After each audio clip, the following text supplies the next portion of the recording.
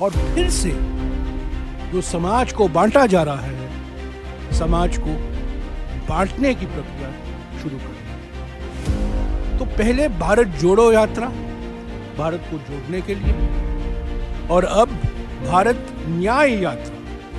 तो आपने वीडियो देखा और वीडियो में आप ये देख भी रहे होंगे कि इस जयराम रमेश क्या कहने की कोशिश कर रहे थे भारत न्याय यात्रा के घोषणा के दौरान और क्या कह गए। हालांकि ये वीडियो बहुत वायरल हो रहा है और इस पर विपक्षी पार्टियां हमलावर भी हैं। राहुल गांधी की भारत जोड़ो यात्रा के बाद अब राहुल गांधी भारत न्याय यात्रा करने जा रहे हैं और देखने वाली बात ये है कि राहुल गांधी की ये जो भारत न्याय यात्रा है ये प्राण प्रतिष्ठा कार्यक्रम से 2 दिन पहले स्टार्ट होने वाली है।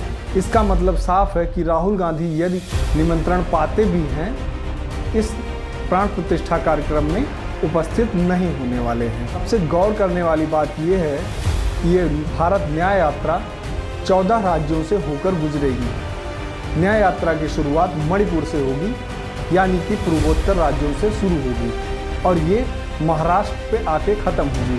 भारत जोड़ो यात्रा में राहुल गांधी ने 4000 किलोमीटर पैदल यात्रा की थी, लेकिन भारत न्याय यात्रा में राहुल गांधी 6200 किलोमीटर की यात्रा पैदल तय करेंगे। लेकिन सबसे जो गौर करने वाली बात यह है कि पूर्वोत्तर राज्यों से अपनी यात्रा को शुरू करने जा रहे हैं राहुल गांधी, लेकिन उन्होंने मणिपुर ही क्यों चुना।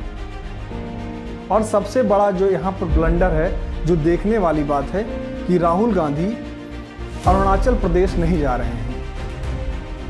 ये सबसे बड़ा एक अपने आप में सवालिया निशान है कि राहुल गांधी अपनी इस यात्रा के दौरान अरुणाचल प्रदेश में टच नहीं कर रहे हैं। इसका सीधा सीधा मतलब ये है कि जिस तरीके से कांग्रेस के ऊपर और गांधी परिवार के ऊपर, राहुल गांधी के ऊपर जिस तरीके से आरोप लगते हैं कि चीन और कांग्रेस परिवार के आपस में गठजोड़ के, उस पे कहीं न कहीं इस कॉन्स्पिरेसी थ्योरी को बल मिलता है।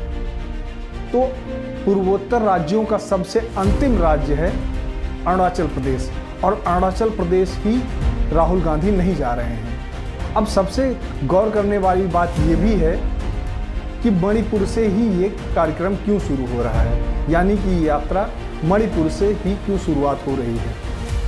तो देखने वाली बात ये है कि आजकल राहुल गांधी की सबसे ज़्यादा नज़दीकियाँ वामपंथियों से है और वामपंथियों की सबसे बड़ी परेशानी राम मंदिर को लेके है, प्राण प्रतिष्ठा कार्यक्रम को लेके है।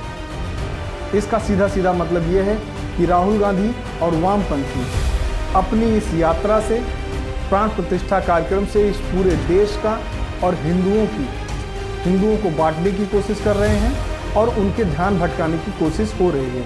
लेकिन सबसे गौर करने वाली बात ये भी है कि अब मीडिया का तबका कितना इस यात्रा को कवर कर पाता है, क्योंकि मीडिया का एक बड़ा धड़ा इस प्राण प्रतिष्ठा कार्यक्रम को कवर कर रहा होगा।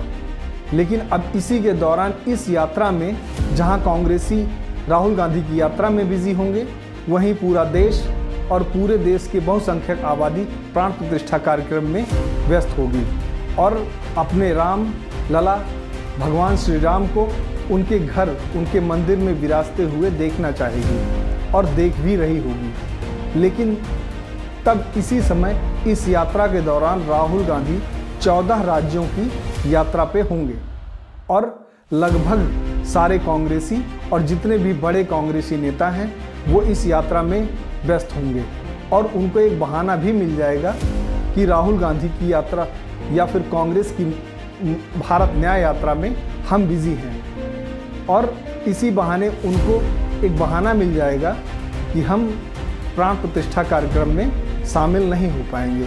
चाहे ये परेशानी सोनिया गांधी की हो, अधीर रंजन चौधरी की हो या फिर खड़गे की हो, सभी को इस समस्या से आसानी से निजात मिल जाएगी।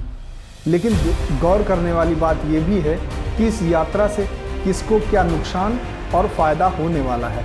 जिन 14 राज्यों से राहुल गांधी की ये यात्रा होकर गुजरेगी, उन राज्यों में कांग्रेस के सिर्फ 15 सांसद हैं। लेकिन गौर करने वाली बात ये है कि वहाँ पर 300 लोकसभा सीटें हैं अब इन्हें कितना फायदा मिलेगा, ये देखने वाली बात है। राहुल गांधी की इस यात्रा को लेके इंडिया गठबंधन के घटक दलों में एक अनिश्चितता का माहौल बना हुआ है, क्योंकि इस यात्रा का सीधा सीधा लाभ राहुल गांधी और कांग्रेस को ही मिलने वाला है। क्योंकि अगर आप गौर करते हैं तो आप देखेंगे कि पिछले राहुल गांधी की यात्रा के दौरान राहुल गांधी की एक अच्छे राजनेता के रूप में छवि उभर कर आई थी और उन्हें इसका राजनीतिक फायदा भी मिला। उन्होंने पिछले 3 चुनाव में जीत भी दर्ज की। इसी प्रकार भारत न्याय यात्रा से भी राहुल गांधी स्वतः पीएम कैंडिडेट के रूप में घोषित हो जाएंगे और कांग्रेस को एक पीएम फेस बिना किसी अनुमोदन के मिल जाएगा। इस यात्रा से कुछ प्रश्न भी खड़े होते हैं। इस यात्रा का नाम भारत न्याय यात्रा ही क्यों? ये यात्रा पूर्वोत्तर से शुरू हो रही है तो मणिपुर से ही क्यों? और मणिपुर से शुरू हो रही है तो अरुणाचल प्रदेश में राहुल गांधी का ये काफिला और ये यात्रा अरुणाचल प्रदेश क्यों नहीं जा रही है? दूसरा, ये प्राण प्रतिष्ठा कार्यक्रम से 2 दिन पहले ही क्यों शुरुआत हो रही है?